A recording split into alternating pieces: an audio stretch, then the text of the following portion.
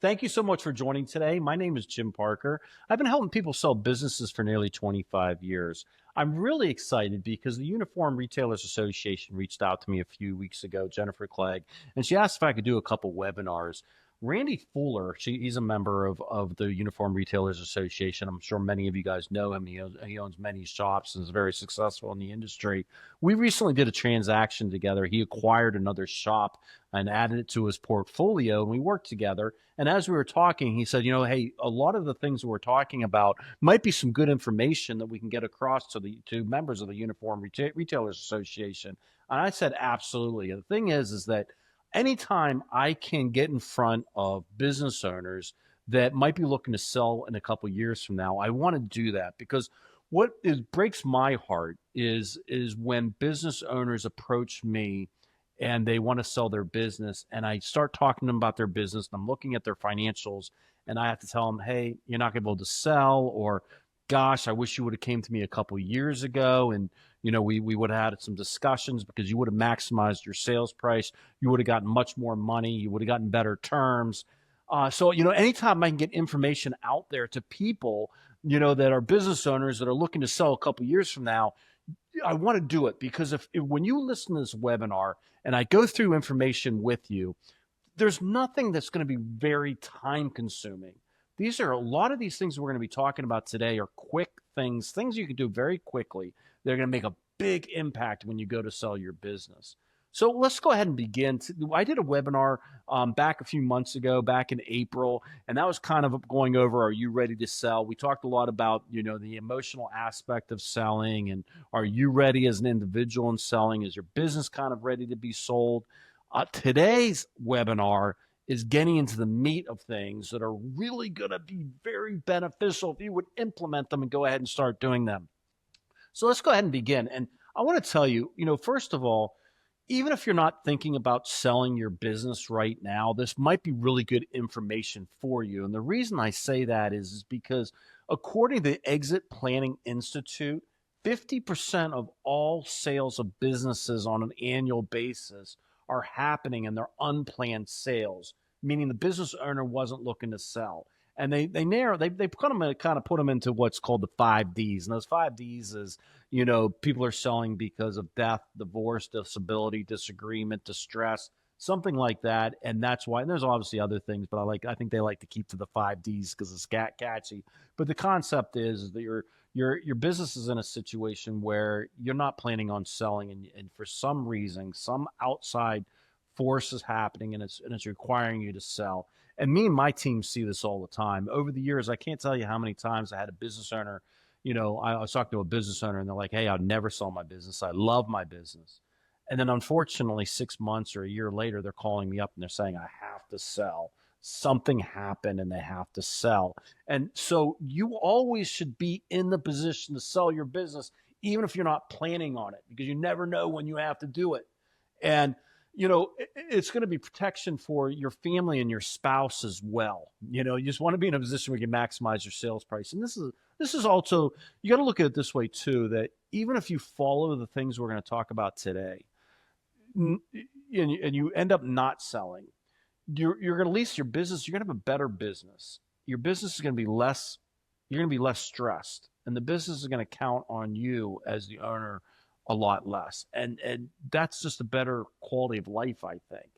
But I think also for those people that are listening today, you might be looking to retire in 2 years, 3 years, 5 years. And this is going to be great information that you can kind of plan so that you can put your business in a saleable position and maximize your sales price. I mean, one of the things that I'm always mentioning is that 40%, this is according to Forbes, 40% of all business owners were born before 1964. So that means that 40% of the business owners in this country are 61 years or older. So we're looking at having the greatest transfer of personal financial wealth the world has ever seen. We're on the brink of that. And, you're going to be looking to retire. So is a lot of other people going to be looking to sell their business and retire as well. And they are going to be competitors of yours. And I'm telling you, if you're watching this webinar and you're making the plans to do it, you're going to make your business the one that's going to be more sellable. And when I say that, I want you guys to understand that the national average is estimated. The national average is that only 10 to 20% of businesses for sale are going to actually sell, and that 50% of the deals that go under contract as far as business sales go fall apart before they get to the closing table. One out of two. That's crazy. These aren't my numbers. These are national numbers. My numbers, me and my team, we sell about 90% of the businesses that we take to the market. And we very rarely have a business fall apart during the closing process unless something comes up where the seller or the buyer are not disclosing things that we aren't aware of. And, that's the position I want you guys to be in. Now, obviously, why I have such a success rate, I can tell you we have a great team. We've got great processes. We have wonderful strategies. I mean, we can get into all that. But at the end of the day, one of the big reasons why we have such a high success rate is because we're very selective on the businesses we take on. Because to go to the market with a business that's got a 10 or 20% chance of selling, that's kind of difficult. I just don't want you to be in that position. I want you to be in the position where you're going to be able to sell your business. You're going to be able to maximize your sales price. And that's the thing. 80%, 90% of the businesses on the market are not going to sell. And the 10 to 20% that do sell, did they really get the best price they could have gotten? Did they really get the best terms they could have gotten? So anyways, let's go ahead and jump into everything right now. Go over it. First of all, this is a page about me. I hate talking about myself and my credentials, but I have been selling business for nearly 25 years. I have been a member and on the board of directors for both the Business Brokers of Florida, which we have 800 members, and on the board of the International Business Brokers Association. I did serve as the state chairman or the chairman of the Business Brokers of Florida for 3 terms. I'm the incoming chairman of the International Business Brokers Association for 2026, where we have around 3,000 members. So I'm really excited about me becoming the incoming chairman for 2026 for that association. Both associations are great. I'm an instructor for both of those associations. I have spoken and traveled and talked to, 10, 11 business broker associations around the country. I'm not just helping business owners, but I talk with and instruct and do workshops and do speaking engagements to other business brokers, fellow business brokers. I've spoken in groups of up to 800 people. In a few weeks, actually, I might, they're thinking of this next conference, there might be over 1,000 people. So, you can visit my webpage, www.parkerbusinessbroker. You can learn more about me. This is not an infomercial. This is more about what you can do to get your business sold and maximize your sales price. So if you want to learn more about me, you can do some research. Before we begin, I think it's important that you understand that there's basically 5 different types of buyers that we're going to be looking at. By the way, before I get into that, there are going to be a little bit of overlay between the things that I did in the last webinar and in this webinar, because I think you should watch both webinars. I really do. If you're thinking about selling, watch both webinars. But just in case, for those that are only watching one webinar, there are certain points that I really want to stress. And those that you are watching both of those webinars, it's probably good to hear it again as well. And this is one of those things, is breaking down 5 different types of buyers that there are. So you've got the individual buyer. The individual buyer is somebody that is typically not currently in the industry, or they could be in the industry, but many times they're not. I want to tell you, the stereotype of that type of person is somebody that's in their 40s or 50s, have had a really great corporate career. They've got a good salary. They've got a good net worth. And they're looking around and going, I've always dreamed of owning my own business. I'm tired of making other people money. And I'm getting to that age that, if I don't do it now, I may never do it. So I want to do it. And, they're also thinking, I'd rather acquire a business than start something from scratch, because starting from something from scratch takes a long time to build it. And then the risk factors and things like that, it's just safer to buy a business. And they usually do an SBA loan in that acquisition. And they're usually looking for businesses for a couple $1 million and under. The next category that I want to talk about when it comes to buyers is strategic or industry buyers.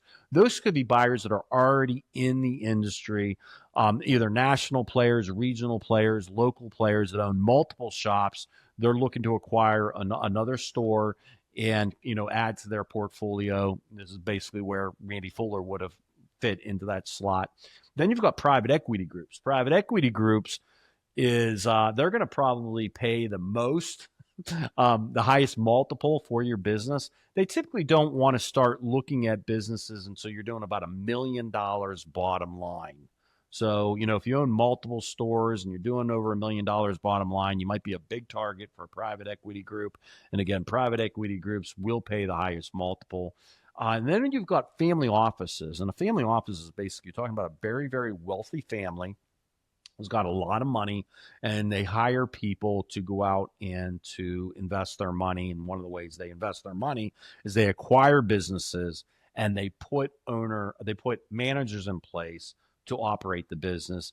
Those types of buyers are also going to probably be looking at businesses that are doing $1 million or more bottom line, because they need to be able to hire somebody on a six-figure income to run the operation, because again, these are wealthy families. They don't want to be running themselves local businesses. And then of course, then you've got people that are on your team, and that could be, somebody that is a manager right currently at your operation, or a supervisor, an employee, or even a family member that wants to acquire your business, like your child, or a kid or something like that. I guess they're the same thing. I'm sorry, but this is one thing that I really want you to pay attention to, because I'm seeing more so than ever. Let me back up a little bit. The private equity groups have increased 400% in the last 15 years. So that's a huge increase of private equity groups. Family offices are growing. The individual buyers are growing. And what's happening with the professional buyers? And those professional buyers can be industry buyers or private equity family offices. These are buyers that are buying things all the time. They are now reaching out to business owners directly, and they're asking them, hey, do you want to sell your business? If you're getting letters from an industry buyer or a private equity group asking if you want to sell your business, I highly recommend that you do not engage with them directly. These are professional buyers. I don't care how good of a negotiator you are, or whatever it is. These are professional buyers. This is like a heavyweight boxer getting in the ring with you, and you're an amateur boxer. Who's going to win that boxing match? And I hate to make it sound like, it's one party against the other, because really, when I put transactions together, I like the buyer and the seller to work together, and I think it's a collaborative effort. But when you're negotiating the contract, you're negotiating terms, things like that, they are going to have a lot more experience than you will. I just think it's foolish for you to step in the ring with that. Not to mention, think about the situation where you are talking to one buyer versus you're taking the business to the market. And when you take the business to the market, you're taking them to the market, and you're letting, tons of potential buyers know that your business is for sale.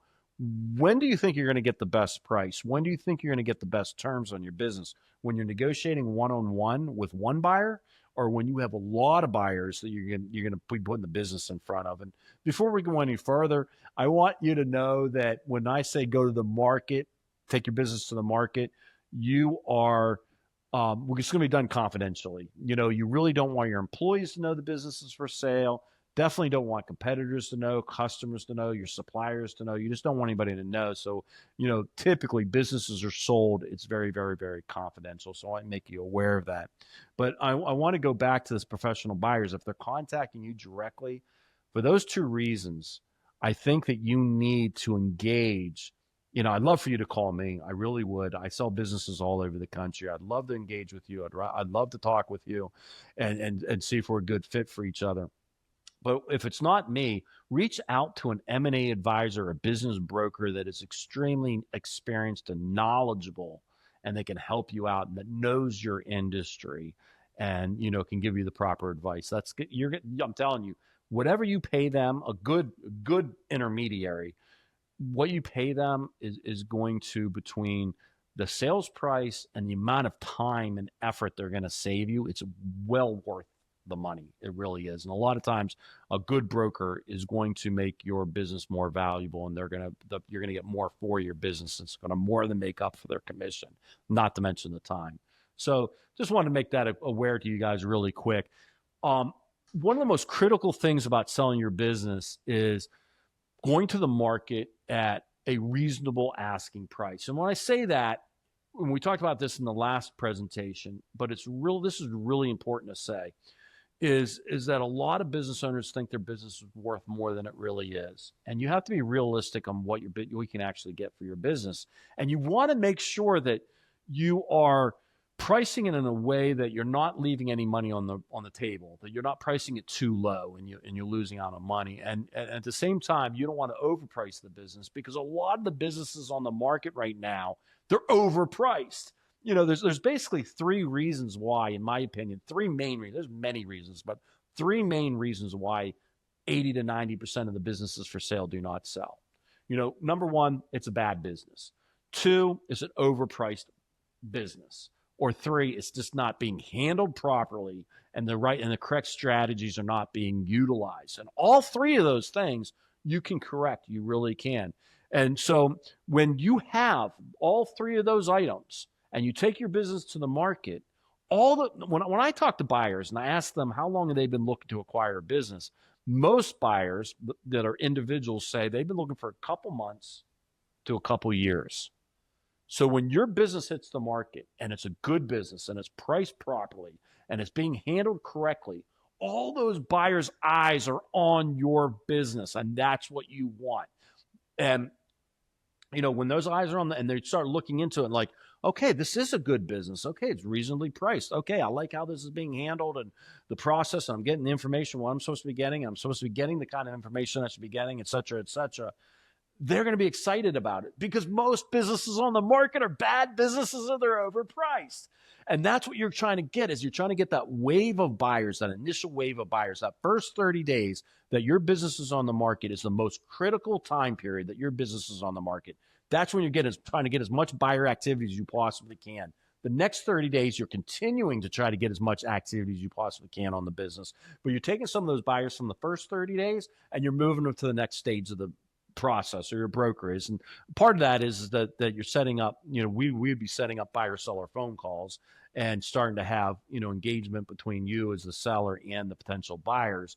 And what we're trying to do is we're trying to speed up some buyers, trying to slow down other buyers, and we're trying to get multiple offers on your business at the same time. Obviously, that's when you're going to maximize your sales price and get the best terms, versus going to the market. I see it all the time, unfortunately, and I see brokers do it all the time. And this is one of the things I'm always talking to brokers about, is you don't want to go to the market with an overpriced business. If your business is worth, $1 million, and you go to the market with $3 million, all those buyers are going to look at your business. That wave of buyers are going to look at your business and be like, just another overpriced business, just like they all are, and they're going to move on. And very, very most of the time, those buyers do not go back and look at your business ever again. They're going to look at it when it first comes on the market. They'll be overpriced. They move on. Bam. Then what happens is you lower your price. You lower your price. You lower your price. And you keep lowering your price, and you finally get a buyer 6 or 7 months later. One buyer, 6 or 7 months later, is like, yeah, I'm interested in that business. And you start the negotiation process, or your intermediary starts the negotiation process. Well, you don't need to know too much about negotiation to know that if you don't hold any real cards, and you're just bluffing, you're in a very weak position of negotiation. And obviously you don't want that. You want to have a strong hand and be in a position of power when you're negotiating. So, negotiating with one buyer 7 months later, after you've dropped the price several times, you finally accept an offer that's going to be below what you would have gotten if you would have priced it right correctly. And that's the most critical thing that I want to explain to you guys, today. One of the two most critical things I want to explain to you today is pricing your business out of the gate is so critical. It's so important.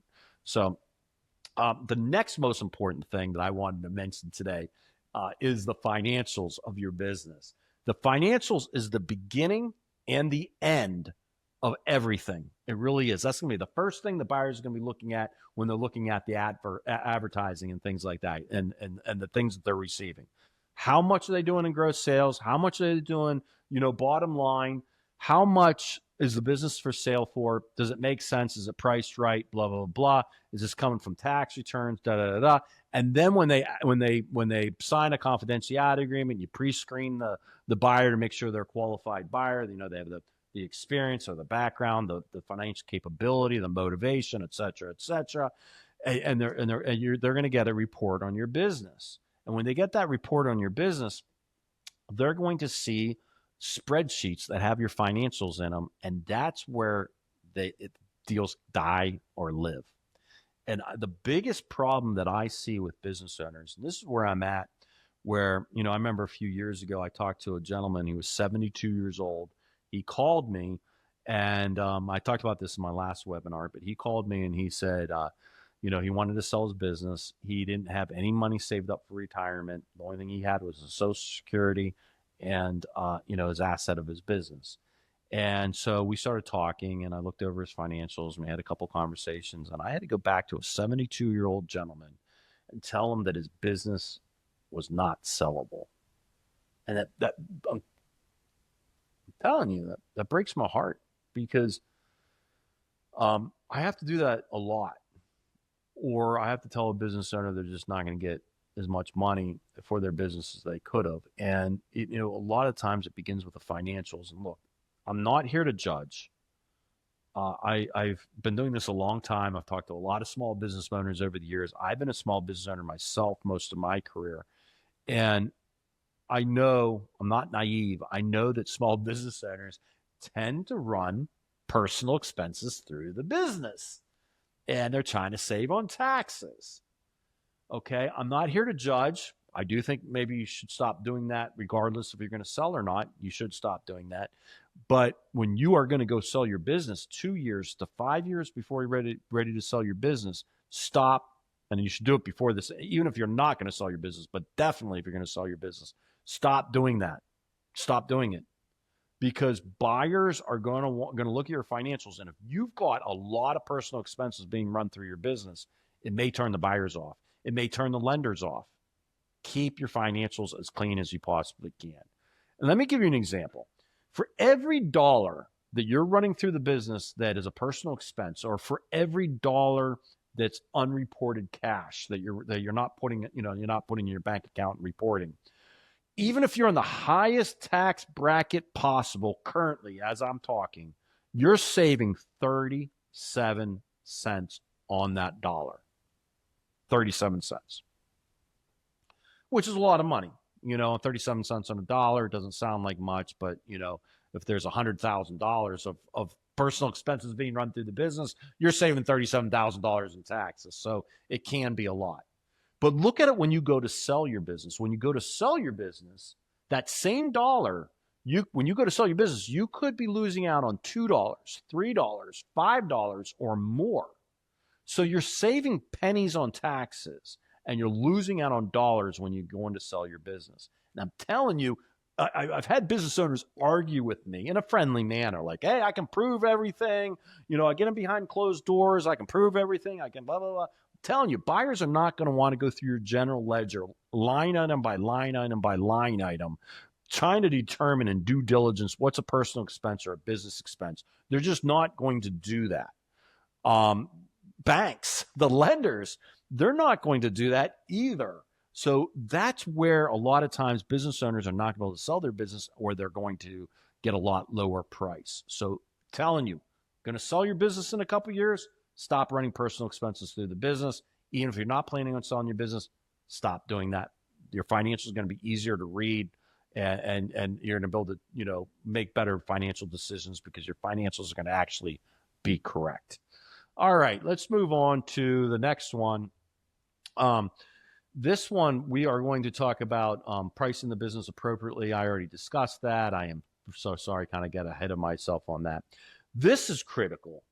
Don't be the business. If you are the business, meaning that you are the one that is the one that like the clients are calling, the customers are calling, and they're going to use your company or your store because of you. That's not a good sign. It's really not a good sign. So, and I've seen this over the years where the business owner has not done very much delegating at all. They've kept all the key decisions to them. They're the ones that have built the relationships with the suppliers. They built the relationships with the customers, and the customers are using them because of them. And you don't want to be the business because the buyer's going to be coming in and going, "Hey, I acquired this business," and that owner is going to walk out after some training, and who knows, the customers might leave too because they're coming to this business because of the owner. So don't be the business yourself. That's very critical. And this goes to like, focusing on your team as well. Like your team, a lot of the questions buyers are going to be asking around your employees. How long have they been there? Which obviously, if you've got a staff that's been there a long time, that's more appealing than a staff that you got a turnover constantly. When you have a turnover constantly, that's horrible.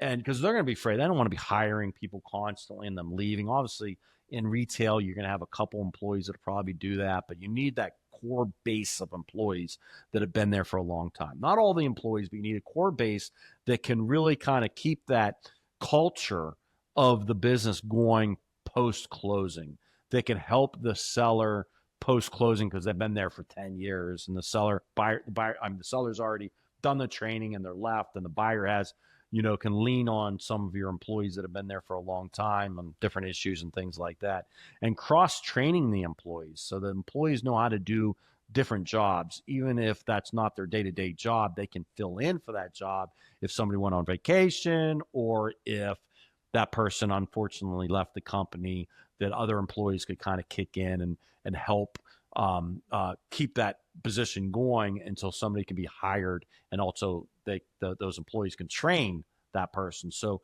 making sure you got a good top team, you got a core group of people who've been with you for a while, cross training and everything like that. So, know your customers and your clients. Who are they? A large part of what buyers are going to be wanting out of your business, and be like, the customer is going to stay post closing. They're going to be asking that about the employees as well. They're going to be asking, who are your customers? You shouldn't give a buyer the actual names of your customers until you actually closed on the deal. But, hey, we work with 3 hospitals and we work with, blah, blah, blah, blah, blah, and, know the different things. One of the things they're going to be really concerned about is if you've got high client or customer concentration. So if you've got one customer that like 60% of your scrubs are going to on an annual basis, that's not a good situation, because a buyer is going to look at that and go, I'm going to acquire this business, and that one client walks out the door, quits or moves on and finds another company. All the money I just spent, that's 60% of the business. And most businesses that lose 60% of the business overnight, they're going to go out of business. So a buyer's always thinking about that, risk versus reward type of a situation. And in that scenario, that's what they're looking at and going, but that's a huge risk. One client making up 50, 60, 40%. The key number is you typically want to keep your client concentration under 10%. I do sell businesses with 15%, 20%, but you really want to keep it under 10%.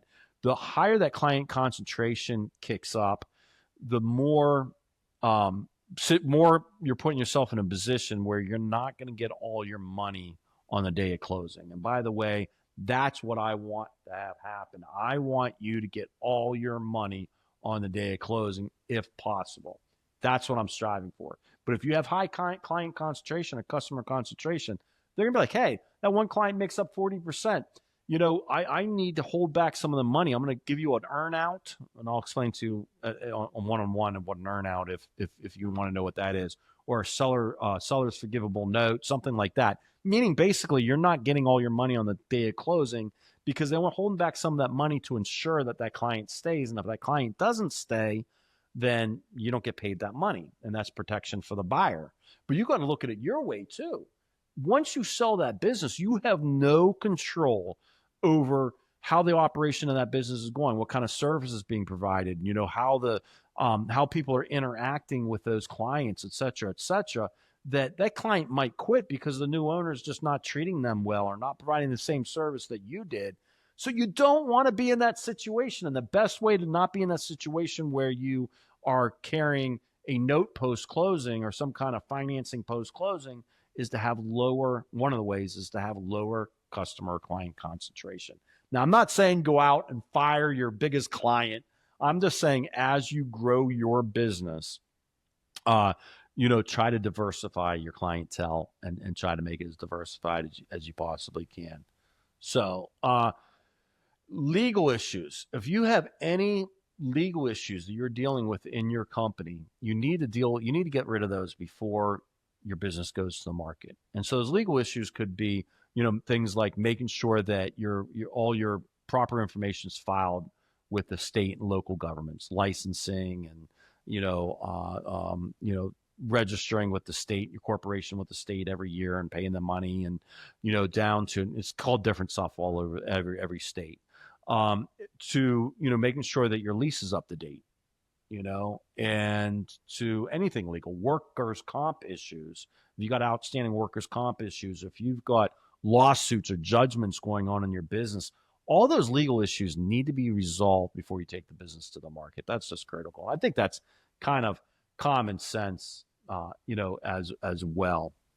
The last thing I really want to touch on is the broker. I had mentioned earlier that, whether you use me or you use another broker, make sure you're using a broker that's experienced, seasoned, knowledgeable, really knows what they're doing.